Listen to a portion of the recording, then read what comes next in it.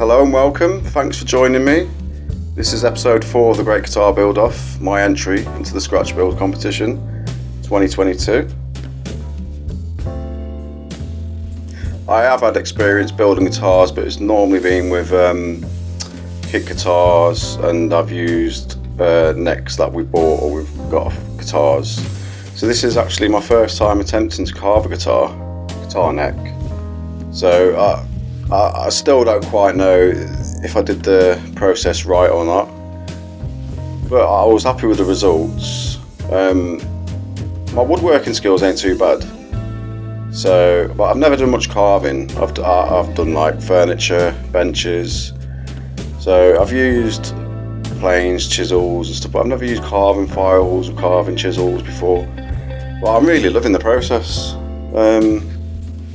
Yeah, so you do facets. This is basically how you get the round over. There's different shapes. You get C shapes, D shapes, all different shapes of the guitar necks. But yeah, so I think this is more of a D shape I've gone for. So you start off with a centre line, and then you divide that in two, and then you divide down from the top of the back of the neck down towards the fretboard. Yeah, it's not really going to be a tutorial video this, as it's like my first attempt. So we're just showing you the process, how I managed it, how I got on with it, how I liked it. The volute is a weird word, isn't it? Yeah, that's turned out pretty good. I like the way that looks. You'll see that towards the end. I think this is the last carve. No, this is, yeah, here we go, turning around. So this is the second carve that I'm doing now. Second facet. It's the third facet that I'm not quite sure if I did correctly or not, because I went off a YouTube video and he explained it really well, but when he got to like the last part of it, like carving process, he was just basically flew through it, so I didn't quite catch what he was on about, and I couldn't really find any more videos, so I just thought, you know what, let's just go for it. Chris Franklin recently said when he was carving a neck, just remove everything that ain't a guitar. So I thought, let's do that then. Let's just remove everything that isn't a guitar. I play guitar, so I'm able to feel the neck and feel like if it's comfortable. It's not at its final results yet. It needs sanding and stuff. I need to invest in some cabinet scrapers, or I was hoping to make some out of some old bit of metal that I had. Yeah, so there might be still a bit more of carving to do, but I didn't want to go too aggressive with it. So I thought I might be able to do that with some files rather than a rasp, and the cabinet scraper can take quite a lot of material off, and it can't help me round it over, because the very, very top of the neck is still quite flat. I actually like the feel of it, because when you're playing a chord, obviously your thumb goes flat against the back of the neck anyway, so I don't mind that thin strip, because it's like a little thin strip and it's flat, so it's not quite right. So you can see here, a little bit square there, but I quite like the feel of that. But we'll see in future episodes how that turns out. Here I made a little mistake.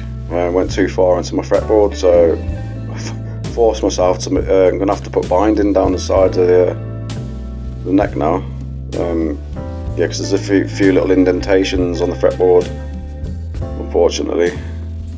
Yeah, I was thinking about using the top that I've got, because there's a top going on the body.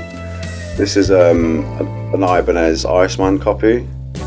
I'm going to hollow it out a little bit, and yeah, it's having a top on it. So I was thinking maybe I could take 2 thin strips off that and a little strip for the bottom and bind the guitar neck. Yeah, I'm shaping the volute here as well. Just taking the, just getting rid of like some of the material, so then at a later stage I can finesse it down a bit more. Gotta love a spindle sander. This Triton spindle sander is so like useful for guitar building. Recommend everyone own one, because basically I could have done this with a router, but there's issues with tear out, especially with headstocks. So I thought I'd just use the spindle sander for this job. And yeah, I was happy with the shape that I came up with. It's a little bit off what it should be, but I'm happy with it. Here I'm taking off the excess fretboard that hangs over past the nut. This is a pre-slotted fretboard that I bought.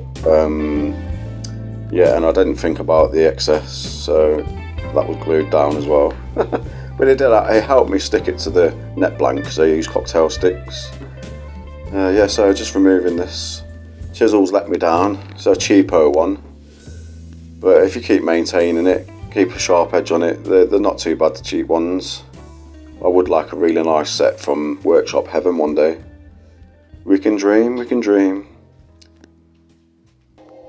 Yeah, bad camera shot there, sorry about that. Missed the last little bit. Now I'm going to try and get to the truss rod. This bit's very, very scary, I've never done it before. I think in future, when I do the truss rod channel, I'm just going to do the truss rod access as well. Because it turns out a bit messy. But luckily for me, it's having a veneer on the headstock.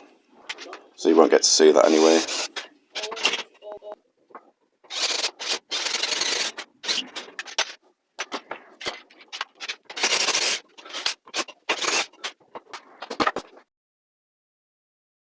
So that's that for this episode. Thanks for watching. Thanks for making it to the end. And we'll see you next time.